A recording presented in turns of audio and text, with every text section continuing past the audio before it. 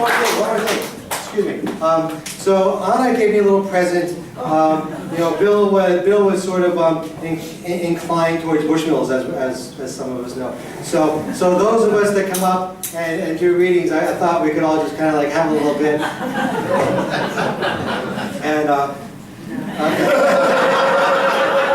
we'll just leave it right here for anybody who wants to come up as they come up. Thank you.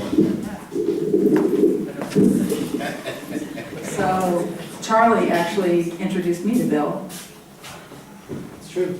And I think within a couple of days, somehow I did some music with Michael Monhart, who I didn't know, but there was a music gathering down near Yesler, inside the old Seal Press space, which was buried under sort of Yesler Street. And there was some musicians who I guess kind of were friends with the Seal Press women, and we were playing, and Michael was there, and I thought, that guy's going to work with this Bill Shively guy. And that rest there is history. They're really close. So I'm going to do some kind of remembrance thoughts, and then a poem, Bill's, and then a song for the moment. So Bill, I don't remember any of your poems, just fragments floating around in my head. The old poems from the 1980s and 1986. There's an old lady on the corner talking to herself, and a GE Frigidaire, and Mrs. What's her name? I can't remember her name. Backing out the driveway, flying over the neighbor's dog, and Bill asks, "Is one moment more momentous than another?" I want more art. Put Christo on the moon. At least that's what I remember. When I read the poem, I realized it put Christo somewhere else. But I thought that's what's in my head, and time burns. I'm awash in the snippets you collected in those little notebooks that were in the front shirt of your front pocket of your shirt. All those moments that you see and feel and imagine, and you shared them with us, full of the whine and moan of your heart. I never knew if any of the characters were real. Take off your boots, I just waxed the floor. I love you and I hate you and you don't seem to care. I love you and I hate you and you don't seem to care. I didn't know who I was supposed to be when I spoke those words with you, Bill. But it didn't matter because our souls went somewhere when we did art together. The band, we were the blues behind the blues man telling the stories of Joliet Prison or a woman named Danny. We were the taut gunfire in the Shoot to Kill.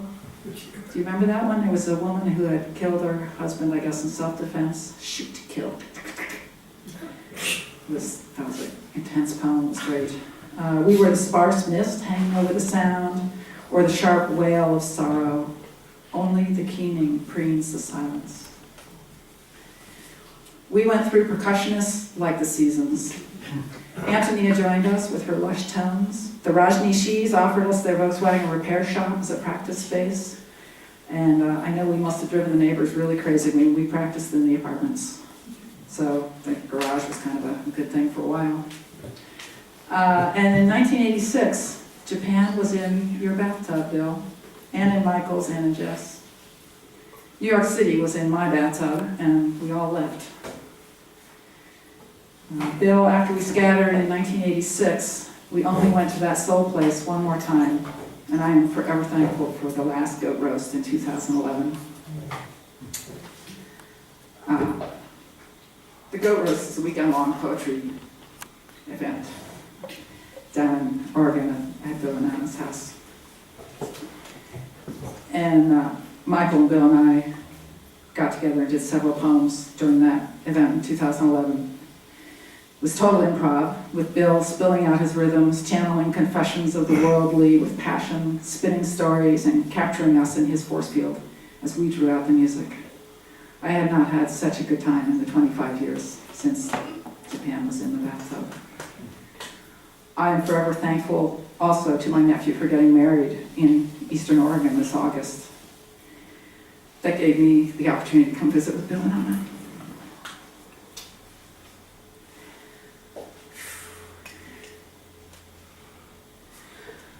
I'm thankful for those 24 hours. They were very precious. I thank you, Anna, for hosting us so well.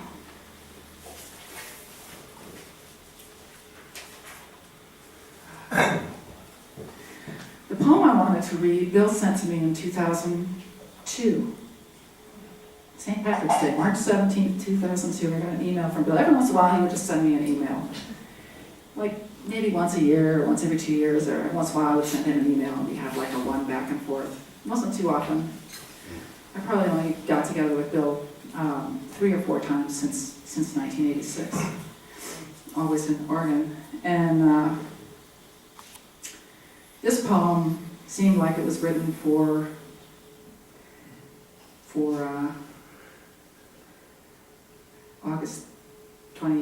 September 28th, I guess.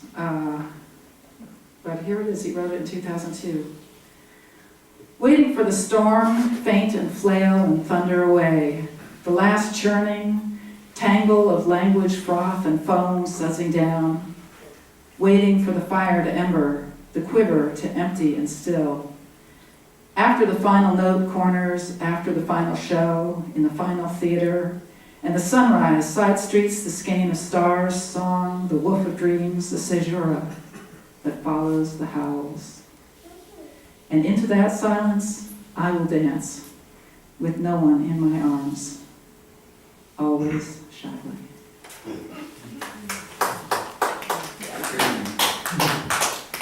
So I know where he goes, but there it is. So I wanted to sing a song. It's written by a guy named Richie Stearns who lives in Ithaca, New York. And it was written, he's been in a band for many, many years called the Horseflies. Their bass player passed away in 1997, and this song was written then. He also had cancer. So I'm going to try not to fall apart on this one. You are my brother and my friend. Thank you, Charlie. You are my brother and my friend. Everywhere I go, you are my brother and my friend. I'm going back to where we were. I'm going back to where we were. Everywhere I go, I'm going back to where we were. If you want to learn to fly, you have got to leave the ground. If you want to say goodbye, you have got to stick around. I feel you within and I feel you without. I feel you around me and I know you're about. Everywhere I go, I feel you around and I know you're about. You are my brother and my friend. You are my brother and my friend. Everywhere I go, you are my brother and my friend.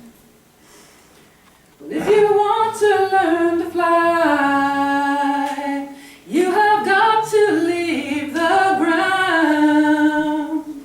And if you want to say goodbye, you have got to stick around.